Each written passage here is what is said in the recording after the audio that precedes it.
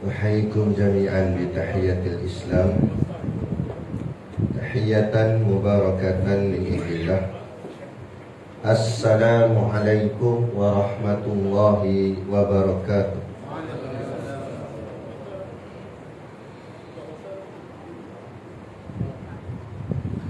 Ila hadrati sayyidina wa habibina wa syafi'ina Muhammadin sallallahu alaihi wasallam, ila arwahi abaihi wa ikhwanihi minal anbiya'i wal mursalin. Salawat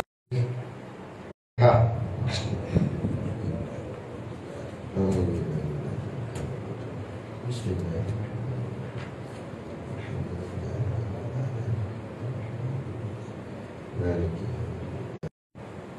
Innaka antal alimul hakim. Rabbi shrah li sadri wa yassir li amri wahlul 'uqdatam min lisani yafqahu qawli. Kuliah pengajian kitab kita, iaitu kitab Hidayatus Sibyan fi Ma'rifatil Islami wal Iman, yang moga-moga dengan pengajian kita ini akan menambahkan lagi keimanan dan keyakinan kita kepada Allah Subhanahu wa ta'ala. Maka dengan keimanan dan keyakinan itulah kita diselamatkan Allah daripada azab api nerakanya dan dimuliakan untuk ditempatkan di dalam syurganya nanti di hari akhirat kelak, insya-Allah. Amin ya rabbal alamin. Yang saya hormati pengerusi surau dan seluruh saf kepimpinannya, para imam, para bilal, tuan-tuan siap yang tak dapat kita nak sebutkan namanya satu persatu, yang amat-amat disanjungi, para asatizah, alim-alim ulama, tuan-tuan guru, ustaz ataupun ustazah yang hadir pada pagi ini. Mohonlah ditegur kepada hamba yang fakir dalam bidang ilmu ini. Sekiranya apa yang disampaikan dan dikongsikan ada salah dan silapnya, yang kita kasihi ayah-ayah, ibu-ibu, pemuda-pemudi, muslimin dan muslimat yang dirahmati Allah sekalian, kita sambung kitab Jawi Lama, muka surat 5, 4 baris dari atas, ke-13 ni kalam. Betul. Walal muallif rahimahullahu ta'ala wa nafa'ana wa iyyakum bi ulumihi fid daraini amin ya rabbal alamin. Kata pengarang kitab, ke-13-nya kalam, artinya berkata-kata Allah Ta'ala. Bermula maknanya iaitu satu sifat yang maujud, yang berdiri dengan zat, yang mewajib bagi zat akan kaunuhu mutakalliman, yang ta'aluk ia dengan barang yang ta'aluk dengan dia oleh ilmu, iaitu sekalian yang wajib dan yang mustahil dan yang harus akan sebagai ta'aluk dilalah. Lawannya al-bukmu. Lawannya al-bukmu artinya kelu, iaitu mustahil. Dalilnya firman Allah Ta'ala, wa kallamallahu Musa taklima. Artinya telah berkata-kata Allah Ta'ala akan Nabi Musa akan beberapa perkataan.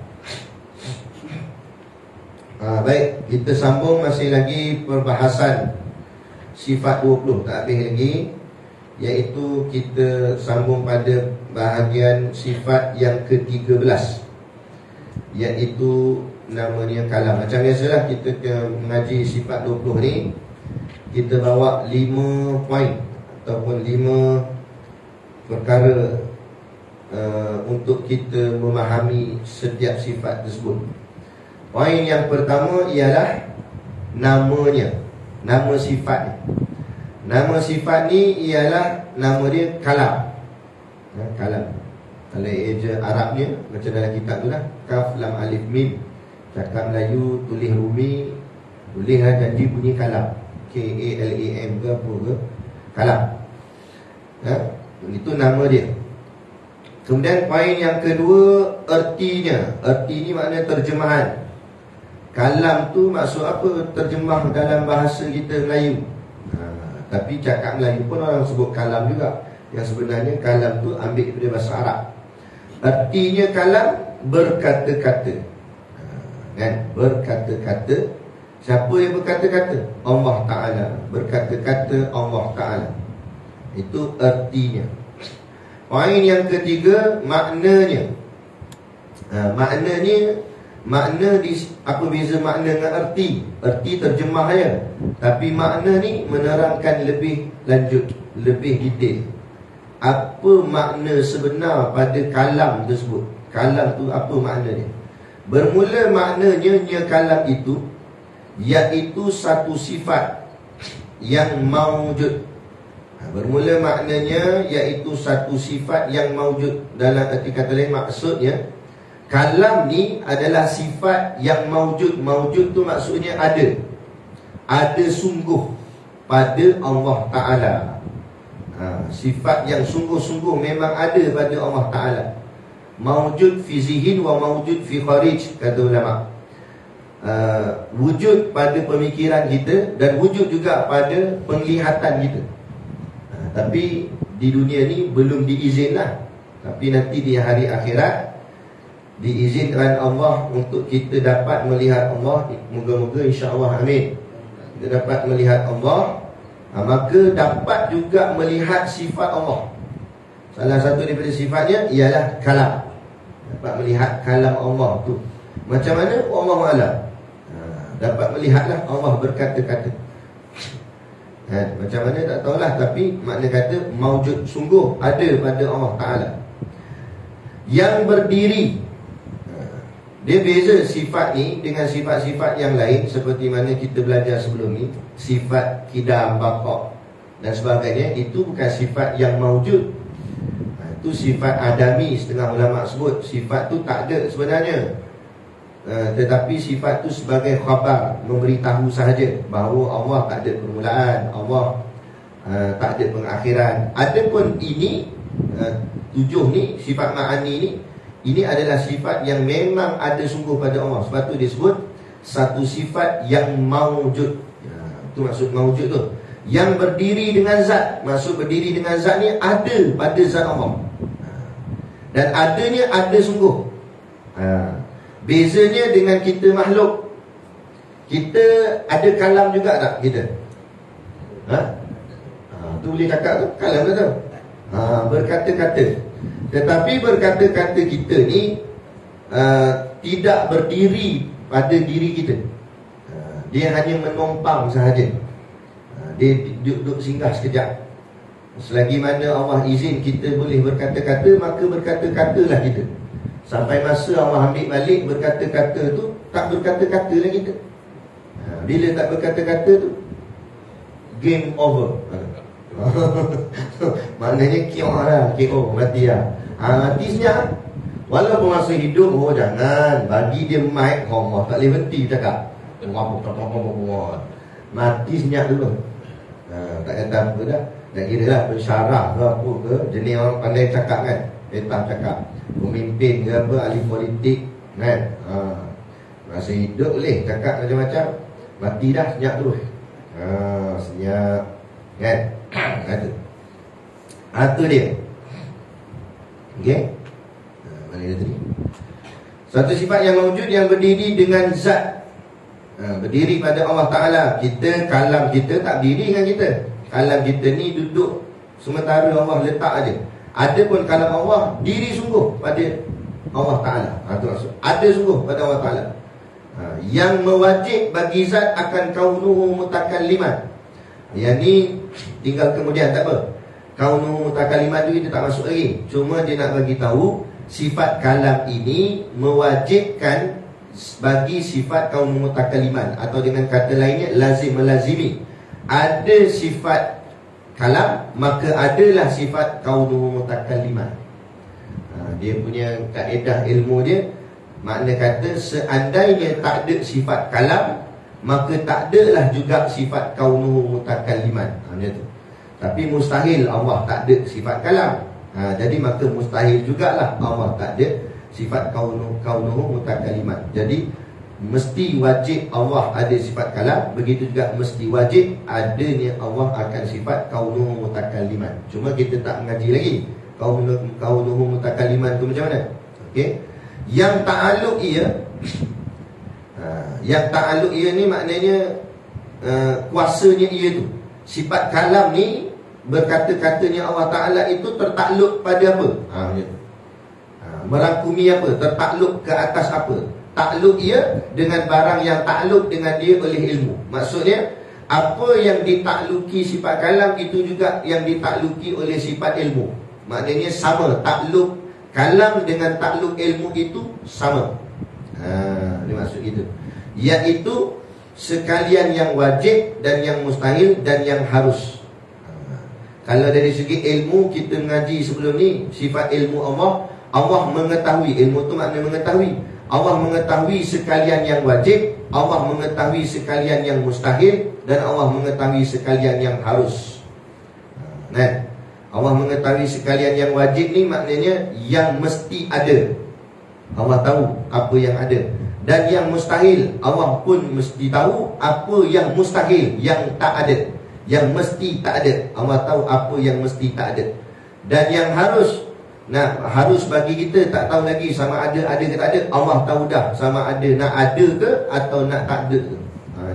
Tu pada ilmu. Pada kalam macam tu juga. Allah berkata-kata yang wajib. Maksudnya apa yang perlu Allah kata wajib, yang mesti ada Allah kata. Apa yang mustahil, yang takkan Allah kata, maka Allah takkan kata. Ada. Contoh, adakah Allah boleh kata Allah ada anak? Tidak, sebab itu mustahil. Itu kalam yang mustahil. Ada. Dan yang harus, dan Allah boleh kata-kata atas apa yang harus Allah nak kata. Macam tu. Itu maksud dia. Itu maksud kalam pada ta'alluqnya sekalian yang wajib dan yang mustahil dan yang harus. Akan sebagai takluk dilalah. Dan nama bagi takluk kalam itu, nama dia takluk dilalah. Nama dia dilalah. Apa dia takluk dilalah? Dilalah ni maksudnya menunjukkan. Dia ambil daripada perkataan dilal, dalil. Dalil ni makna bukti tu. Jadi dilalah artinya menunjukkan. Takluk dilalah menunjukkan. Jadi kalam Allah ialah kalam dilalah, kalam yang menunjukkan sesuatu. Sebelum kita pergi jauh bab perbahasan takluk dilalah ni, gini dulu. Kita nak kena faham ni dulu. Okey, baik. Kalam Allah, kalau ikut dalam dia ada 4. Tapi saya tak nak bawa tunjuk 4 dulu, takut nanti pening, tak faham. Kita ambil 2 dulu. Ulama membahagikan kalam Allah ni pada 2. Satu namanya kalam nafsi, satu lagi namanya kalam lafzi. Okey, baik.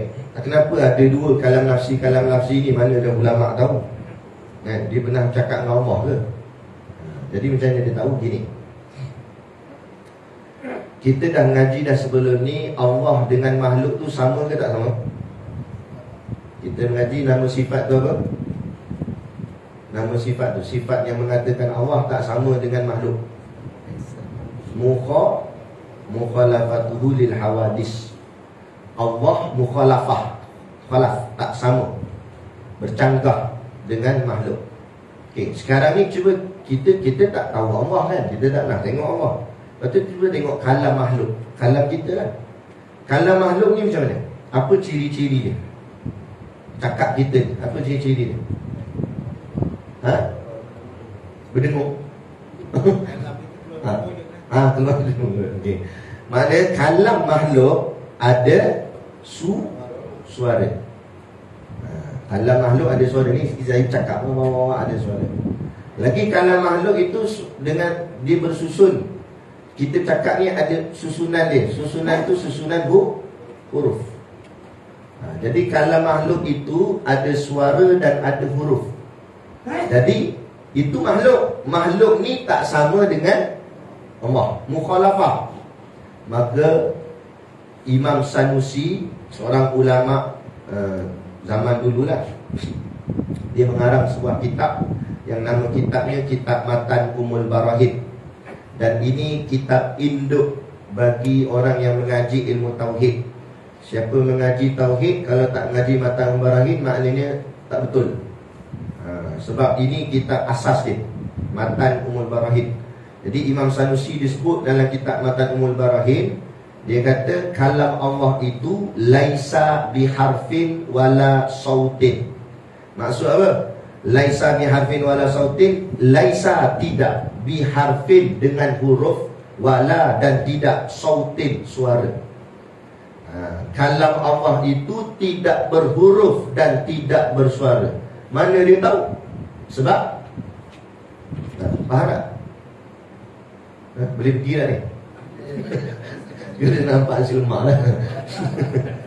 Laisa biharfin wala sautin, tidak berhuruf dan tidak bersuara. Sebab bercanggah dengan kalam makhluk tadi.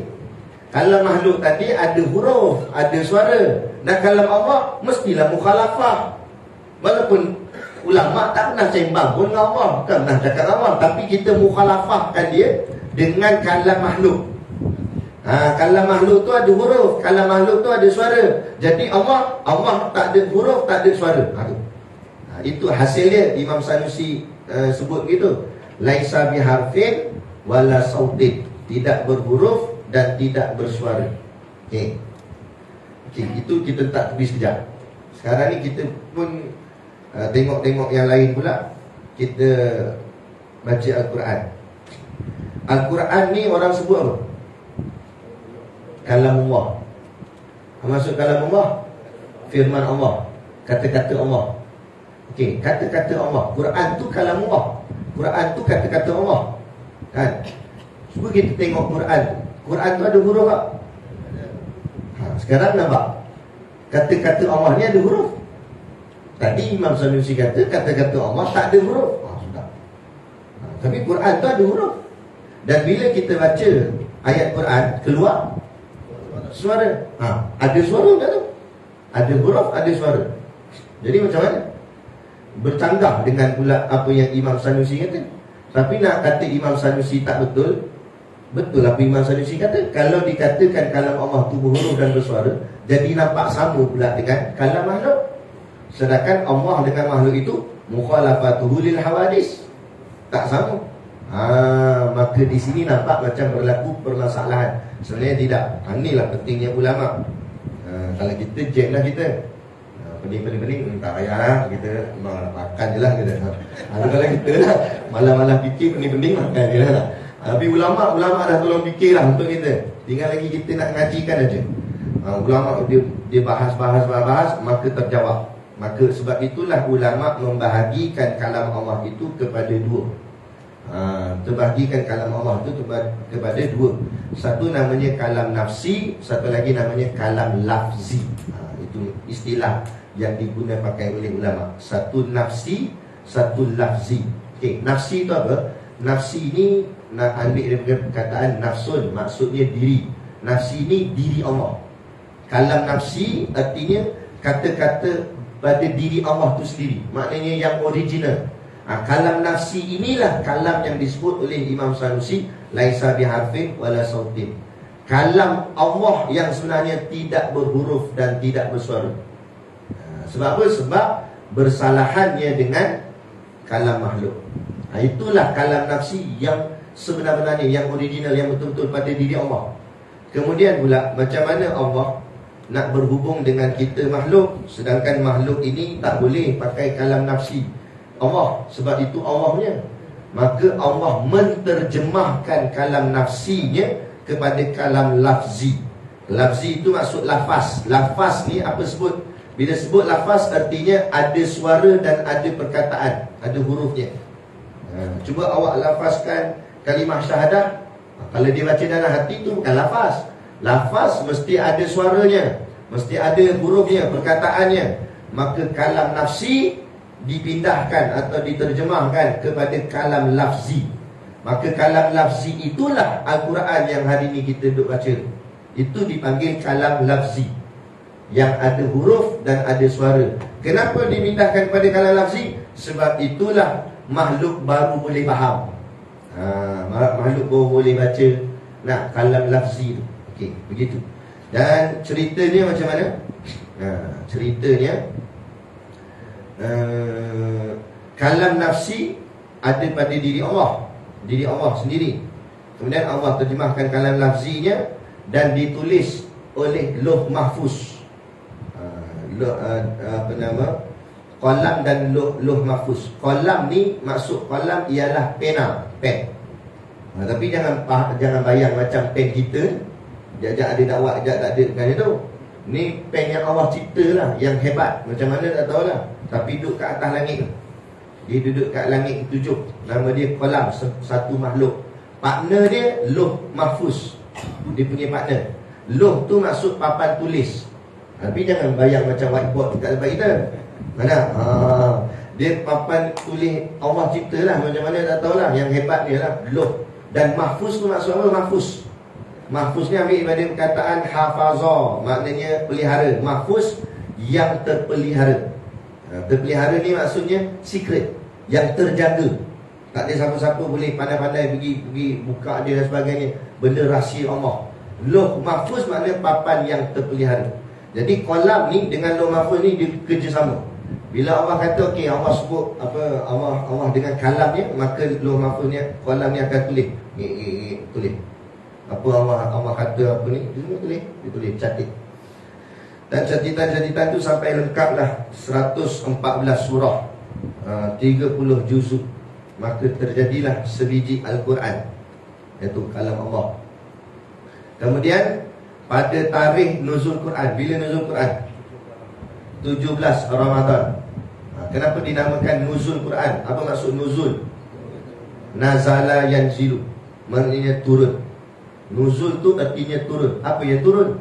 Quran tu turun. Tercatatnya tadi Quran tu di langit keberapa tadi saya sebut?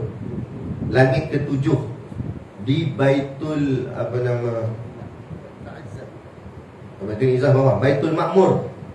Langit 7 Baitul Ma'mur. Di Baitul Ma'mur, langit 7, pada 17 Ramadan diturunkan Allah. Allah suruh malaikat bawa turun. Daripada langit 7 turun ke langit pertama. Itu panggil nuzul Quran, turunnya Al-Quran. Langit 7 turun sampai langit pertama. Dekat langit pertama ada satu tempat namanya Baitul Izzah. Kat situ turun dia.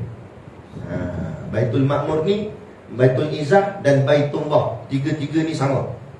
Baitullah ditawaf oleh manusia dengan apa?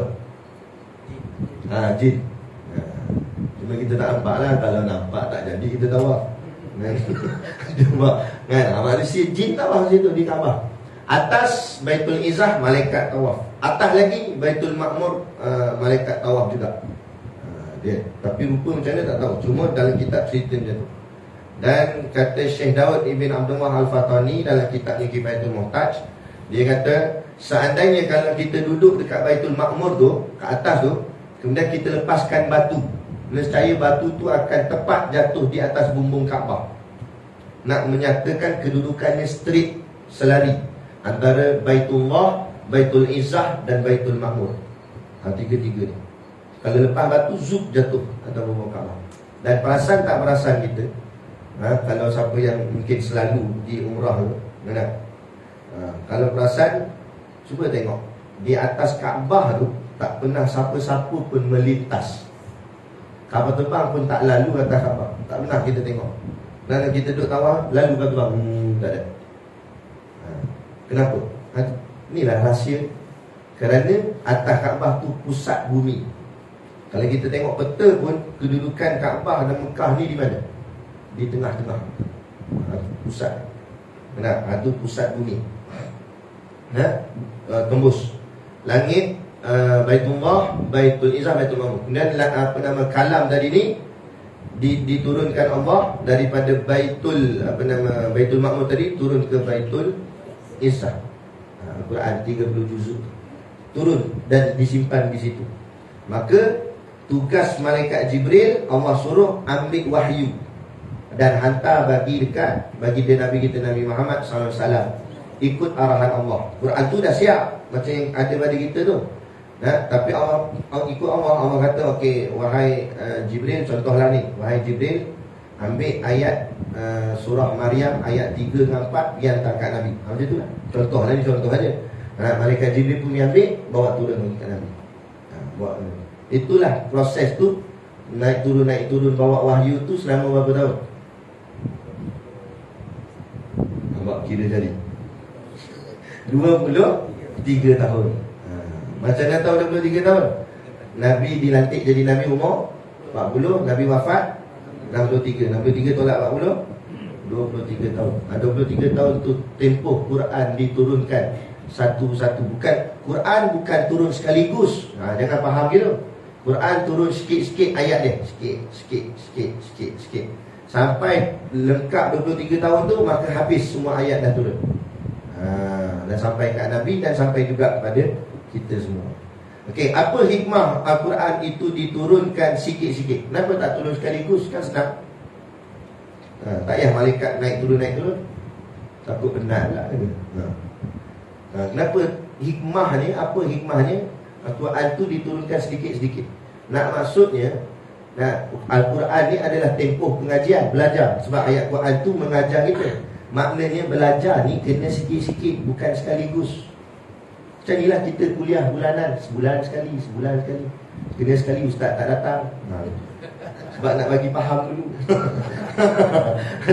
Sikit-sikit, sekaligus pening kita. Jadi satu-satu. Macam tu dah ayat Quran turun sikit, ajar umat. Nabi pun ajar umat. Apa maksud ayat ni? Okey, amal dulu. Lepas tu jadi dah bersedia, baru turun ayat lain pula. Betul? Ayat lain pula. Sama macam perintah pengharaman arak, bukan sekaligus arak tu terus haram. Sebab zaman dulu jahiliah terlampau tebal, sehingga kan boleh dikatakan hampir keseluruhan, taklah semua, tapi hampir keseluruhan rumah orang Arab waktu tu semua ada tempayan arak depan rumah dia. Bukan sebotol 2 tempayan tu weh. Nampak? Masa tu nak kata jahiliahnya zaman tu masa tu. Lepas tu jadi nak terus haram kadang payah juga. Jadi mula-mula Nabi kata haram minum arak bila nak solat sahaja. Waktu lain boleh. Kan? Masa tu mula-mula. Lepas tu akhirnya sampailah pengharaman keseluruhan. Itulah maknanya, itu maksud tempoh belajar. Bukannya sekaligus. Dan itu juga menunjukkan, kata ulama, belajar itu tulus zaman, mengambil masa. Bukan boleh main sekejap-sekejap gitu. Ini kadang-kadang ada orang datang jumpa saya, Ustaz, cuba Ustaz ajar saya wahdaniyah tu apa dia? Sekarang juga. Macam mana saya kata tak boleh. Kalau saya cerita pun awak takkan faham. Kena awak belajar bertahun-tahun, berkali-kali, kena dengar huraian demi huraian. Dia tak boleh main sekaligus gitu. Dia makan masa. Sebab apa? Sebab kelemahan akal kita ni. Kita kan boleh terima sekaligus satu macam tu. Baik. Jadi itu Quran diturunkan. Itu yang dipanggil nuzul Quran, turunnya Al-Quran. Turun Al-Quran tu bermakna turun daripada langit 7 turun ke langit pertama. Itu peristiwa tu 17 Ramadan. Okey. Kemudian barulah turun sikit ikut perintah Allah ke atas bagi dia Nabi kita Nabi Muhammad SAW. Dan untuk makluman kita juga, dan hadis ni hadis sahih dalam kitab Sahih Bukhari, bahawa seorang sahabat Nabi tanya kat Nabi, bagaimana kaifa ya'tikal wahyu, bagaimana turunnya wahyu kepada engkau? Nabi kata, ahyanan, kadang-kadang turunnya wahyu itu dalam berbentuk suara, salatil jarasi, kata Nabi, iaitu suara tersebut bukannya suara ayat Quran, tapi suara tu suara bunyi loceng, gemerincing loceng. Macam mana tak tahu, kering ting apa tak tahu lah, mungkin macam tu. Sebab Nabi yang dengar, bukan kita dengar. Ting macam tu. Sampai kat Nabi ting. Tapi bila Nabi dengar dan Nabi faham apa maksud dia, Nabi bagi tahu kat sahabat, Allah kata gini dalam bentuk bahasa Arab. Tapi yang datang kat Nabi tu bukan semestinya ayat Quran yang macam kita duk baca tu, tapi bunyi ting je tu. Itu yang Nabi sebut dalam hadisnya, salatil jarasi. Dan Nabi kata, wa huwa ashaduhu alayya Dan itulah yang paling berat. Bila wahyu tu datang bentuknya tu paling berat. Sehingga kan ada sahabat, Nabi dengan sahabat duduk rapat-rapat. Sebab sahabat sayang Nabi, duduk rapat-rapat sampai rapat yang tindih-tindih peha. Peha kawan ni duduk atas ni macam tu. Sebab duduk rapat-rapat. Jadi ada seorang sahabat, takkan dia nak tindih peha Nabi. Jadi peha Nabi duduk atas dia. Tiba-tiba tengah sembang-sembang, wahyu Allah turun sampai kat Nabi. Nabi diam sekejap. Masa wahyu turun tu lah, tiba-tiba kata sahabat ni, beratnya peha Nabi menekan pehaku macam nak pecah tulang aku, dia kata. Sebab wahyu turun berat. Sampaikan ketika ada satu ketika Nabi duduk di atas unta, tiba-tiba wahyu Allah turun. Masa wahyu Allah turun, unta tu rebah terus atas tanah. Tak boleh nak tanggung, berat sangat. Okey, apa hikmah Allah turunkan wahyu ke atas Nabi berat? Kenapa bila turun wahyu tu jadi berat Nabi? Kenapa? Apa maksud? Apa maksud dia? Banyak tanya ustaz ni, dia kata. Cerita je lah. Kan? Apa sebab wahyu turun tu berat? Nak maksudnya turunnya saja sudah berat, apatah lagi nak amalkannya. Itu maksud dia. Turun je bukan nak amal lagi. Baru turun pun dah berat. Dah nak amal lagi-lagi berat. Macam hari ni Allah sebut dalam Quran, tilka hududullah, ini hukum aku. Tu Allah baru sebut. Nak buat, nak berhempah pula, bertarung sana sini, kempen ceramah apa semua gini. Ustaz cerita, ada juga yang halang, ada juga yang tak setuju, gini. Campur orang bukan Islam lagi. Islam sendiri pun sama juga, lebih kurang ada. Macam mana? Tu kata, tu baru turun. Nak menyampaikannya pula, nak mengamalkannya pula, bukan satu benda yang mudah. Nak maksudkan perjuangan ini berat.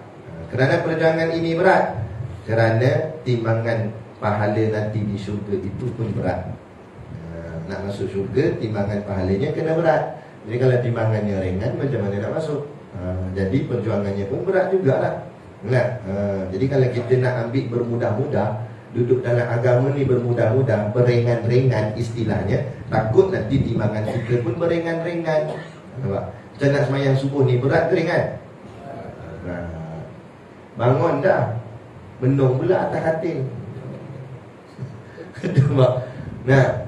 Buka pintu, ingatkan pintu bilik air, almari buka, silap pula. Nak boleh ke nak pergi semayang subuh ni? Kan? Masuk dah bilik air, buka pilih, dia tengok pilih tengok dia. Kan? Nak pergi ke semua, subuh je. Itu muncul Allah kata subuh ni 2 rakaat. Kalau subuh 20 rakaat macam 2 rakaat simple je, senang je. Senang tu pun walaupun nampak senang tapi berat. Itu kata, sebab apa berat? Sebab timbangannya pun berat. Apatah lagi tahajud, lagi berat. Nak bangun ni pun lagi berat. Subuh ni boleh tahan lagi lah. Dia nak terang dah, tahajud lagi gelap. Tu kena pula kita nak bagi tahajud, orang sebelah dengkur lagi kuat. Sedap dia tidur, aku nak tidur juga. Nak lawan tu kan senang. Puasa berat, puasa. Lagi-lagi nak puasa waktu macam ni kan, puasa rejak dengan apa kan. Orang lain tak puasa, kita puasa. Susah kan. Tapi ialah pahala dia. Kita fikir gitulah. Itu baru cerita ibadah-ibadah yang kira-kira kita mampu nak buat. Tapi sampai nak berjihad lagi berat. Nak angkat pedang. Zaman kita nak angkat pedang, itu macam duduk di Palestin. Lepas tu tuan-tuan, Allah Maha mengetahui, Allah tahu kita ni macam mana. Sebab tu Allah jadikan kita Melayu duduk kat Malaysia. Allah tak jadikan kita orang Palestin. Cuba fikirlah. Saya kadang menung tak? Kalau aku jadi orang Palestin rasa, tak maaf, tak tahu boleh hidup tak boleh hidup. Tak tahu. Entah orang cakap, takut-takut silap. Kita takut sengsara, lebih masuk, lebih baik jadi Yahudi lah kalau gitu. Gitu. Kalau tak kuat iman, orang Palestin kalau tak kuat iman, daripada seksa macam ni baik jadi geng Yahudi dulu kan. Tapi dia tak pernah, malah dia lawan Yahudi walaupun dia tahu dia susah. Ada satu gambar, dia orang hantar budak kecil 2 orang perempuan tidur, mungkin penat sangat, letih sangat, tidur atas apa? Atas lincah. tak boleh nak bayar. Tidur atas lecak. Kan? Kita camping sekolah dulu kan, marah kalau tidur atas lecak ni, apa punya sekolah ni. Kan tak? Tu. Oh, hidup susah tu. Kata Allah tahu. Jadi Allah tahu. Tu yang Allah letak kita dekat ni, dekat nakliah ni. Gelung puyuh ni. Duduk gitu sini elok. Tu Allah tahu dah. Allahu Akbar. Itu kekuatan. Nah. Jadi itu kalam Allah. Jadi maksudnya kalam ni ada kalam nafsi dan kalam lafzi. Kalam nafsi yang kalam memang qadim, disebut kata ulama kalam yang qadim, yang memang diri Allah sendiri. Adapun kalam lafzi adalah kalam yang telah diterjemahkan atau dipindahkan Allah kepada kalam berbentuk baharu untuk makhluk memudahkan fahamnya. Maka adalah berhuruf dan bersuara. Walaupun begitu, ayat Al-Quran itu tetap dikira kalam Allah. Bila kalam Allah, maka kita tak boleh main-main dengan Al-Quran. Al-Quran bukan makhluk, Al-Quran ialah kalam Allah. Kalau Al-Quran tu makhluk, maka boleh dipijak. Al-Quran tak boleh dipijak. Bukan setakat tak boleh dipijak, merendahkan martabatnya tak boleh. Letak bawah dan sebagainya, kan? Okay. Boleh tak Quran kita letak dalam seat motor? Tak boleh? Boleh. Janji jangan duduk kan? Letak saja tak apa. Faham soalan tu? Sakat letak sekejap gitu, nak pergi tandas dia, letak situ sekejap, tak apa. Ni letak pergi duduk tak boleh. Letak saja boleh lah. Okey. Tu. Jadi Quran penting, jaga. Sehingga kan adab dengan Quran tu tinggi. Guru kami ajar, bila pegang Quran jangan pegang sebelah tangan. Kata pegang dengan dua tangan. Maksudnya maknanya menyambutnya betul-betul. Orang cakap menatang.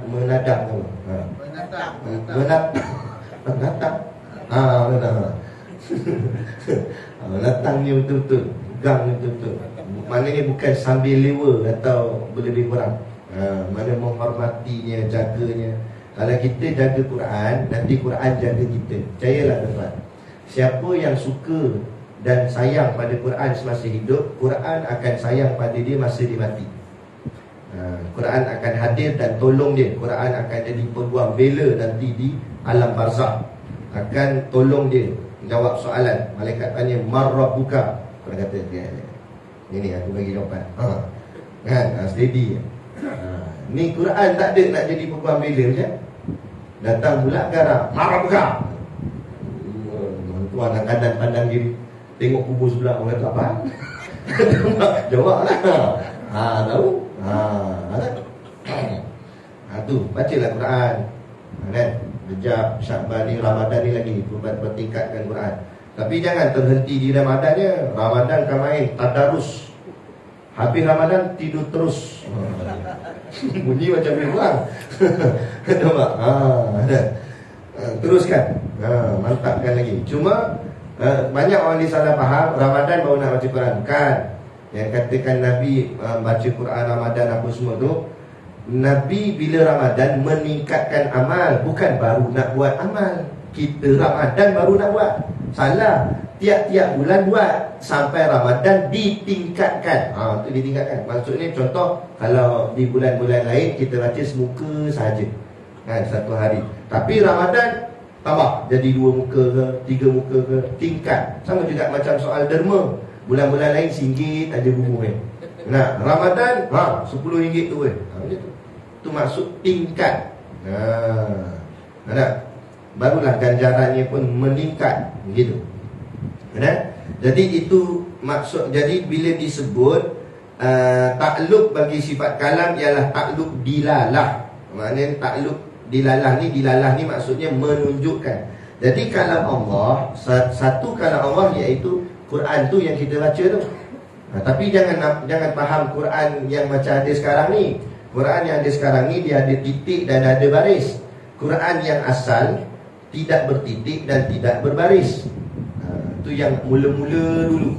Kan? Ada titik ada baris ni ulama yang bubuh. Jadi sebab tu kalau puak-puak Wahabi kata bid'ah itu sesat, maka ulama telah buat satu bid'ah. Kan? Bukan setakat ulama, sahabat Nabi tu masa tu zaman Sayyidina Abu Bakar, zaman Sayyidina Umar jadi khalifah, sampailah ke Sayyidina Uthman. Sebab tu Quran kita sekarang ditulis apa? Resam Uthmani. Apa sebab disebut resam Uthmani? Nah, resam tu maksudnya tulisan. Uthmani itu Sayyidina Uthman. Sebab waktu lengkap Quran tu ditulis, disiap tulis, waktu tu zaman Sayyidina Uthman menjadi khalifah. Dia panggil resam Uthmani. Nah, jadi ada titik dan ada baris ni dibida'ahkan ataupun ditambah oleh sahabat yang buat. Tapi tujuannya apa? Bida'ah hasanah untuk kebaikan umat. Kerana kalau tak ada titik, tak ada baris, agak-agak macam mana orang nak baca? Orang Arab tak apa, tulisan dia sendiri dia reti lah. Kata macam mana dia pun baca kalau tak ada titik, tak ada baris? Kalau orang Arab sendiri, itu tulisan dia membesar daripada kecil sampai besar, itu tulisan dia, tak ada masalah. Dia boleh tahu. Macam kita lah, bahasa kita reti kan. Kalau orang luar memang tak reti kan? Masa Tamil dia tengok berpusing-pusing, kita tengok tulisan tu bunga dia pusing sana pusing sini. Tapi orang dia dan orang Tamil tu sendiri, dia tahu nak baca. Kita berbelit lidah nak baca. Tak boleh kita lah. Dia mudah je, laju lah dia cakap. Kenapa? Saya pernah belajar dulu bahasa Mandarin sekejap je lah. Rasa payah kan, tak jadi nak ngaji. Bahasa Mandarin ni dia ada 4 intonasi. Ada tinggi, sederhana, tengah, rendah. Macam he, dia ada he. Ada makhraj juga punya. Mana kata payah juga ni. Tapi orang Cina sendiri, bahasa dia mudah. Sebab bahasa dia begitu juga dengan Arab. Bila bahasa Arab tak ada titik, tak ada baris, dia boleh baca sebab dia orang Arab dah. Yang tak boleh baca ni orang ajam. Apa ajam? Yakni orang bukan Arab macam kita. Jadi maka Islam makin lama makin berkembang waktu tu, sampai ke negara-negara yang bukan Arab, Rom, Parsi, Islam sampai situ. Jadi orang dah ramai masuk Islam. Yang masuk Islam dah bukan semua orang Arab, orang-orang bangsa lain. Akhirnya bila nak baca Quran, jadi lain macam bunyinya. Bila lain macam, maka perintah khalifah untuk memulakan meletak titik. Itu sejarah titik. Maka dibezakan ba, ta dan sa. Dibezakan sin dengan shin. Dibezakan sod dengan dot, to dengan zo. Itu baru ada titik. Bila ada titik kan dah selesai masalah. Lagi lain juga bunyinya. Maka ditambah pula baris. Ulama letak baris atas, baris bawah, baris depan. Sampailah kepada kita hari ni. Ingatkan ada titik, ada baris, bolehlah baca. Tak baca juga. Tak bunyi lagi.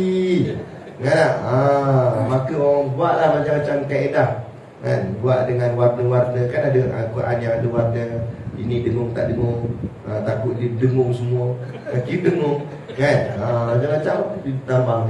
Ini semua tambahan-tambahan oleh ulama, tujuannya untuk bantu umat Islam kita semua. Akhirnya tak baca juga, dia beli yang pen. Pen tu gerak. Lah kali pen baca, dia tak baca. Ni pen masuk syurga so. Apa itu? Kena. Tapi bukan sinilah, tempat lain. Sini laku. Kan tak laku barang tu. Baik. Itu kalam. Jadi itulah kalam Allah. Jadi Quran tu kalam Allah. Walaupun ada huruf, ada ni, cuma bahasanya dari segi kita mengaji akidah, itu dipanggil kalam lafzi. Jadi boleh faham. Itulah beza orang mengaji dengan tak mengaji. Kalau orang tak mengaji, dia tak nampak benda ni. Tapi kita yang mengaji ni, kita tahu, oh kalam nafsi tu, kalam yang tak ada huruf, tak ada suara, itu kalam Allah. Kalam lafzi ni yang Quran ni. Jadi Quran ni juga adalah kalam Allah, cuma kalamnya nama kalam lafzi. Jadi kita tak boleh buat main-main juga, sebab itu kalam Allah. Jadi itu Al-Quran. Okey. Baik. Dan kalam yang disebut sebagai dilalah tadi itu maksudnya menunjukkan. Sebab tu kadang-kadang yang kalam lafzi tadi ada huruf, ada suara. Tapi kadang-kadang ada juga Allah berkata-kata dengan kita. Kita kadang tak sedar. Cuma kata-kata Allah dengan kita tu dalam bentuk tadilah dilalah, menunjukkan. Pernah tak kita doa, ya Allah, kita ada satu masalah, kita pun doa, ya Allah tolonglah saya tak tahulah nak buat macam mana. Kita buat solat istikharah ke apa semua kan. kita ada orang cakap apa, kekeliruan dalam nak memilih dan sebagainya, kita buat solat hajat, buat solat istikharah, kita doa. Dan tiba-tiba lepas daripada tu, kita jalan-jalan nampak satu benda seolah macam petunjuk kat kita. Wah, rasanya yang ni elok ni kata. Nampak? Petunjuk tu lah maksudnya dilalah. Maknanya Allah jawab percakapan kita dengan Allah, dengan Allah jawab balik kata-kata Allah pada kita dalam bentuk dilalah. Dilalah tu maksud menunjukkan. Jadi yang sebenarnya dalam hidup kita ni, kita berkata-kata dengan Allah, dan Allah juga berkata-kata dengan kita tanpa kita sedar. Lepas tu kadang-kadang gerak hati. Lepas tu Nabi sebut dalam hadis, firasat orang beriman itu hati-hati, jaga-jaga. Kenapa firasat orang beriman hati-hati, jaga-jaga? Kerana gerak hati mereka selalunya datang daripada Allah. Lagi-lagi orang yang kuat imannya, yang rapat hubungannya dengan Allah, seperti mana ahli-ahli ulama, wali-wali Allah dan sebagainya. Sebab tu kata ulama juga, kita walaupun kadang-kadang ulama tu dia cakap bukan ayat Quran, bukan hadis, tapi kata-kata hikmah, kata-kata yang baik dah keluar daripada mulut dia, juga kita orang cakap apa, jadikan dia sandaran, kita dengar nasihat dia. Sebab apa? Boleh jadi apa yang dikata tu gerak hati yang Allah gerakkan pada hati dia. Tu bukanlah wahyu, tapi maksudnya gerakkan hati. Wahyu hanya untuk Nabi dan Rasul dia, tapi ini gerakan hati. Lepas tu kadang-kadang kita tergerak hati nak buat benda-benda yang baik dan sebagainya. Kadang-kadang begitu. Jadi beruntunglah dan sedarlah kita ada berkata-kata dengan Tuhan kita. Dia cakap dengan Allah. Jadi berdoalah, minta nak luah perasaan, luahlah pada Allah. Luah pada makhluk ni bukanlah sampai haram, tak. Boleh juga, tapi kadang-kadang tak ada faedahnya sangat. Kita cerita dekat makhluk masalah kita, yang makhluk tu pun masalah juga. Dia pun cerita kat aku pun sama tak, kata dia. Aku lagi berat pada hang, kata. Lagi parah pula. Jadi tak selesai masalah. Yang boleh selesaikan masalah, yang bagi masalah. Siapa bagi kita masalah? Allah lah yang letakkan masalah tu sebagai bentuk ujian, dan Allah juga boleh mengangkat balik masalah itu untuk diselesaikan. Jadi mintalah pada Allah. Tak apa, tak pandai cakap Arab, cakap Melayu tak apa. Ya Allah, kalau style Penang lah. Ya Allah, ini masalah lah, ya Allah. Style dia dah macam tu kan. Tak apa lah, gitu. Tapi cakap dia, tak apa, cakap Melayu tak apa. Kadang-kadang doa dalam bahasa Melayu tu memanglah afdal ni doa daripada ayat Quran dan sebagainya. Tapi kadang-kadang juga kata ulama, doa yang datang daripada cakap bahasa kita sendiri, yang datang daripada hati kita, maknanya bukan skrip yang kita hafal, tapi keluar daripada hati, itu lebih kadang-kadang keikhlasan tu keluar sungguh daripada hati kita. Kita macam, yalah, diri kita betul-betul macam bercakap dengan Allah. Itu lebih Allah suka. Cakap, ya Allah tolonglah saya, ya Allah, ni macam mana, ya Allah pencin tak dapat, ya Allah. Contoh kan? Contoh ceritalah masalah tu kan Allah, nanti Allah akan selesaikan. Sebab hati manusia siapa gerakkan? Allah. Hati pemimpin Allah gerakkan juga kan? Allah. Jadi doa pada Allah. Di samping dari segi syariatnya kita buat kerja juga, dari segi hakikatnya juga pun kita buatnya juga. Maknanya usaha dan ikhtiar tetap kena ada, dan tawakal berdoa tu juga tetap kena ada. Dua-dua. Macam ni budak-budak SPM kan, mengaji juga, belajar, baca buku, dan yang sesama doa buat, solat hajat buat, minta tolong Allah permudahkan urusan. Jangan solat hajat buat, lepas tu balik main game. Dah tak baca buku, dah hajat kan Allah. Tak boleh tak jadi apa tak. Ataupun terbalik tak, baca buku punya rajin, doa tak pernah minta pada Allah, tak ada hajat pada Allah. Dan Allah tak suka, dan Allah benci. Dan ada boleh jadi juga sebab seseorang tu masuk neraka akibat daripada tak pernah berdoa pada Allah. Tak berdoa pada Allah ni sudah dicop sebagai hamba yang derhaka. Sebab apa? Sebab tak pernah minta kepada Allah. Allah ni suka minta, Allah suka kita minta. Makhluk tak suka kita minta, tapi Allah suka. Lagi banyak kita minta, lagi Allah suka. Makhluk lagi banyak minta, lagi kita tak suka kan? Sekali minta, Ustaz nak pinjam RM1, alah RM1, ambil RM1 saja. Hari pertama, hari kedua, Ustaz nak RM1, Bukan semalam dah lagi. Dah lah hari ni pula kata. Ambil RM5. Kurang. Tadi semalam 10. Bagi 5 pula. Esok nak tanya, Ustaz, dah RM1. Dah air dah. Apa hal air? Tak lagi dah RM10. Tak lagi dah RM5. Bagi RM1 RM1. Itu pun RM1. Esok Ustaz. Apa Ustaz? Nampak? Tak Ustaz. Kawan aku tak boleh cakap lagi. Kawan aku kata nak bayar balik. Kan? Dia kata hantu kita makhluk. Nah, Allah dah. Lu bayang tengok. Kita doa minta ampun. Lepas tu buat pula. Lepas tu minta ampun lagi. Dah pernah tak? Kita duduk minta ampun, panas putih. Minta ampun. Lepas tu buat pula. Ada? Buat pula minta ampun. Buat pula minta ampun. Tetap Allah terima. Tetap Allah ampun. Itu pemurah dan penyayangnya Allah. Nikmal abdu innahu awwab. Allah kata sebaik-baik hamba-Ku yang banyak bertaubat. Minta selalu walaupun dah banyak kali tersilap. Banyak kali tersilap pun tetap teruskan istiqamah meminta ampun pada Allah. Itulah kalam Allah di dalam. Sebab tu ada apa-apa masalah, kekeliruan dan sebagainya, ya tak apa, kita buat mesyuarat, meeting dengan ahli dan kuasa, bincang macam mana nak selesai masalah. Tapi jangan lupa hubungan kita dengan Allah. Yang cantiknya, lebih baiknya sebelum buat mesyuarat, AJK semua buat solat hajat, minta petunjuk Allah. Ya Allah, macam mana nak selesaikan ni kan? Masalah kami ni, surau kami ni ke apakah, ataupun karya kami ni ada gini-gini, ada masalah. Lepas tu baru kita mesyuarat. Moga-moga dalam mesyuarat tu lah Allah kurniakan ilham macam mana nak selesaikan masalah. Tapi banyak kita tak buat gitu. Kita lupa, kita aja. Kita rasa macam kita cerdik dah, macam kita pandai dah, boleh selesaikan masalah. Sebab tu masalah kita tak selesai. Ada itu. Dan yang seterusnya, yang keempat, lawan poin dia, poin yang keempat iaitu mustahil. Lawannya al-bukmu. Artinya al-bukmu tu artinya kelu. Kelu tu bisu, iaitu mustahil. Mustahil Allah tu bisu. Kerana bisu tu maksud apa? Bisu tu artinya cacat. Takkan Allah cacat. Kalau Allah cacat, bermakna Allah tak sempurna. Kalau Allah tak sempurna, macam mana Allah nak cipta makhluk yang sempurna? Dirinya pun tak sempurna. Jadi mustahil, akal tak boleh terima.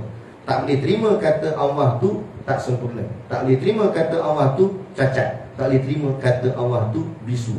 Jadi tak kata Allah tu bisu lah mengatakan Allah tu berkata-kata. Cuma berkata-kata Allah tak sama dengan berkata-katanya makhluk. Jadi jangan faham pula Allah berkata-kata maknanya Allah ada mulut. Dah, kata-kata tak semesti dengan mulut. Kalau cakap ni kerana ada mulut, nescayalah orang bisu itu yang tak boleh cakap tu tak ada mulut. Tapi orang bisu ada mulut tak? Ada. Mulut ada. Tak tahu siap lebih besar pada mulut kita ni. Tapi tak boleh cakap kat dia. Sebab kan cakap tu dengan mulut. Cakap tu, mulut tu jadi alat sahaja. Jadi bila alat tak semestinya pada dia tu sendiri. Dan malah contoh ni, kita cakap suara saya cakap kan, suara saya keluar dekat speaker. Mana seolah-olah speaker tu cakap apa yang saya cakapkan balik. Jadi mana mulut speaker? Mana bibir, gigi dia, lidah? Jadi tak semestinya. Jadi kalau gitu kita boleh faham, apatah lagi Allah. Jadi jangan pula kata habis Allah kita kata tapi tak ada mulut, macam mana? Tak ada masalah. Kata-kata tak semestinya dengan mulut. Jadi Allah jangan kita bayang Allah berkata-kata dengan mulut, tidak begitu. Kerana kalau dengan mulut itu dah jadi jisim, jadi menyamakan Allah dengan makhluk. Okey, baik. Dan yang mustahil dalil. Dan yang terakhir, poin yang kelima, dalilnya. Dalil makna bukti. Apa bukti Allah tu berkata-kata? Firman Allah Ta'ala dalam ayat Al-Quran. Buku ayat Quran jadi dalil paling kuat dah. Siapa lawan jadi kafir. Ini bukti kata Allah berkata-kata. Jadi kalau ada orang kata Allah tak berkata-kata, bermakna boleh kafir dia. Sebab ni buktinya ada. Allah kata dalam Quran, Allah kata apa? Wa kallamallahu Musa taklima.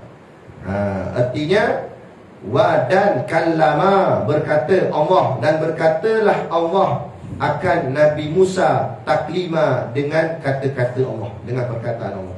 Artinya telah berkata-kata Allah Ta'ala akan Nabi Musa akan beberapa perkataan. Allah cakap dengan Nabi Musa. Di mana? Di Bukit Tursina. Bukit Tursina kat mana? Dekat-dekat situ. Siap tak? Nak dekat di belah atas sikit. Jadi di Bukit Tur Sina tu Nabi Musa pergi situ. Tapi hati-hati akidah Ahli Sunnah wal Jamaah kita, jangan kita faham Allah di Bukit Tur Sina.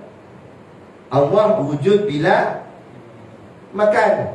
Allah ada tidak bertempat. Bukit Tur Sina tu tempat. Jadi jangan kata Allah di Bukit Tur Sina, Nabi Musa jumpa Allah di Bukit Tur Sina. Nabi Musa jumpa Allah di Bukit Tur Sina. Yang di Bukit Tur Sina tu Nabi Musa, bukannya Allah. Habis macam mana Nabi Musa jumpa Allah Bukit Tur Sina tapi Allah tak di situ? Loh. Saya cakap dengan mak saya di telefon, adakah mak saya ada dalam telefon? Itu contoh bagi mudah faham. Lepas tu dia faham lain pula. Dia kata, oh jadi Nabi Musa telefon Allah? Bukanlah macam tu. Benar juga kan? Itu kiyah contoh. Maknanya boleh berlaku. Jadi tak usah pelik. Allah lagi hebat, lagi berkuasa. Jadi tak ada masalah. Jadi bukan Allah di situ. Kemudian Allah berkata-kata dengan Nabi Musa. Macam mana? Wallahu a'lam lah, tak tahu. Tapi dalam riwayat cerita, selepas Nabi Musa bercakap dengan Allah, Nabi Musa turun balik kepada bukit. Nabi Musa tutup telinganya. Kenapa tutup telinga? Nabi Musa tak nak dengar suara-suara makhluk, kerana kata dia suara makhluk jelek. Walaupun yang paling merdu pun jadi jelek. Sebab apa? Indah sungguh kata-kata Allah tu. Macam mana? Wallahu a'lam. Dia dah dapat mendengar satu kalam yang hebat. Kalam yang biasa ni dah jadi tak hebat lah. Macam kita lah tak, biasa pergi makan satu kedai tom yam sedapnya. Kita kata kedai tu lah paling sedap. Nak sampai tarik begitu kita buat kan? Sedap sungguh. Tapi kita tak jumpa ada satu lagi kedai lagi sedap. Tiba kawan kita datang, dia kata ni hai tu aku makan kat Terengganu, tu lagi sedap. Terengganu dia kata, tu sedap betul serius. Ya ke? Kita kata, aku makan depan ni, yang ni sedap. Aku sudah depan ni, tak sedap ni. Tu Terengganu sedap. Okey, kita pergi sanggup Terengganu. Sampai Terengganu dia makan tom yam sana. Gila sedap dia kata. Lepas tu yang sini dia pandang apa? Dia kata dah tak sedap. Padahal dulu dia kata sedap. Tapi bila dia jumpa yang lagi sedap, maka yang dulu kata sedap dah jadi tak sedap. Macam tu juga kita ni. Kita tak tengok lagi syurga, kita tak tengok lagi Allah, kita dah rasa sedap dengan dunia. Fonok dengan kereta kita, dengan rumah, duit dan apa semua. Dulu tak tengok mahligai syurga ni. Tengok yang syurga tu, yang ni jadi tak payah dah. Nak bersedih dia dapat uang kan? Sebab apa? Dah tengok buruk. Buruk berapa lagi? Laju buruk. Bukan buruk air.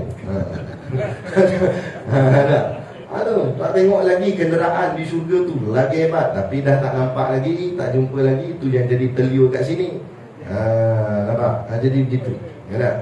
Jadi fahami benda tu, dan insya-Allah kita amalkan dalam kehidupan. Jadi dunia ni ala kadar sudah. Kerana dunia ni adalah barang kekurangan. Sikit je. Nanti kita jumpa barang yang sebenar, yang hebat, yang Allah ciptakan untuk kita dalam syurga. Itu jauh lebih hebat. Jadi sini ala kadar sudah lebih kurang. Ada harta, gunakan sebaik-baiknya untuk jalan Allah. Kan? Gitu saja. Tak ada masalah. Duit banyak, Islam tak larang pun. Cuma jangan kita conquer seorang. Bantu-bantu orang yang lain. Surau masjid, sekolah agama, fakir miskin, adik-beradik dan sebagainya. Kadang-kadang minta maaf cakap lah, dia duit banyak, boleh kata hampir tiap-tiap tahun pergi umrah. Yang adik dia orang susah, sekali-sekala daripada dia asyik pergi umrah diri dia, apa tak dia belanja adik dia, bukan orang lain, adik sendiri. Kadang-kadang itu lebih baik. Walaupun dia memang duit kita, tapi kongsikan kepada yang lain, itu lebih baik. Gitu. Jadi cukup sekadar itu pada pagi ini.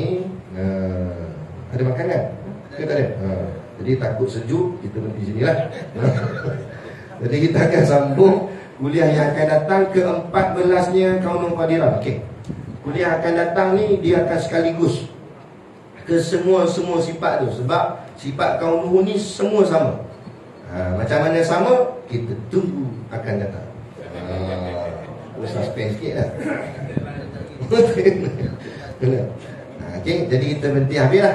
Jadi bila sampai dekat kalam ni, berarti kita telah mengkhatamkan sifat Allah ni mengikut kaul Imam Abu Hasan Al-Ash'ari. Kerana Imam Abu Hasan Al-Ash'ari dia susun sifat Allah ni sampai 13 sahaja. Jadi kata setengah ulama, siapa yang dah mengaji sampai 13 ni pun sudah dikira memadai. Maknanya fardu ain dia kira okey dah. Cuma tambah lagi 7 nanti lagi menguatkan lagi. Jadi kita dah ngaji sampai 13 ni, akidah kita insya-Allah alhamdulillah okey dah. Jadi kalau tak dikata meninggal, okey dah. Tapi harap jangan meninggal lagi lah.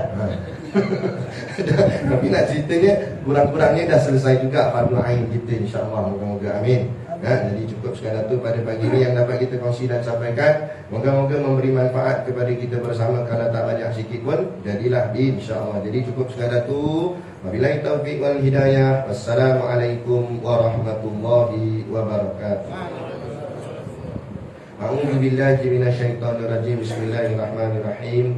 Alhamdulillahirabbil alamin wassalatu wassalamu ala asyrafil anbiya'i wal mursalin wa ala alihi wa sahbihi ajmain. Allahumma taqabbal minna salatana wa du'aana innaka antas samiul alim wa tub alaina innaka antat tawwabur rahim. Allahumma ja'al dinana dinan nabiyyi Muhammadin sallallahu alaihi wasallam wa islamana islamal muslimin wa imanana imanal mu'minin wa salatana salatal khashiin wa a'malana a'malas sholihin wa niyyatana niyyatal mukhlisin wa dhunubana ya Allah dhunubal mustaghfirin wa hayatana hayatal ulama wa mautana bimauti syuhada wa dikinal jannata ma'al anbiya'i alaihimus salatu wassalam. Rabbana atina fid dunya hasanah wa fil akhirati hasanah wa qina adzabannar wa qina adzabannar wa qina adzabannar. Allahumma barik lana fi Rajab wa Sya'ban wa balighna Ramadan. Ya Allah, berkatilah kami di bulan Rajab dan Sya'ban ini ya Allah, dan sampaikan kami pada bulan Ramadan nanti ya Allah. Wassallallahu ala sayyidina Muhammad wa ala alihi wa sahbihi wa sallam. Subhana rabbika rabbil izzati amma yasifun wa salamun alal mursalin walhamdulillahi rabbil alamin. Amin ya rabbal alamin. Taqabbalallahu minna wa minkum. Takbir. Allahu akbar.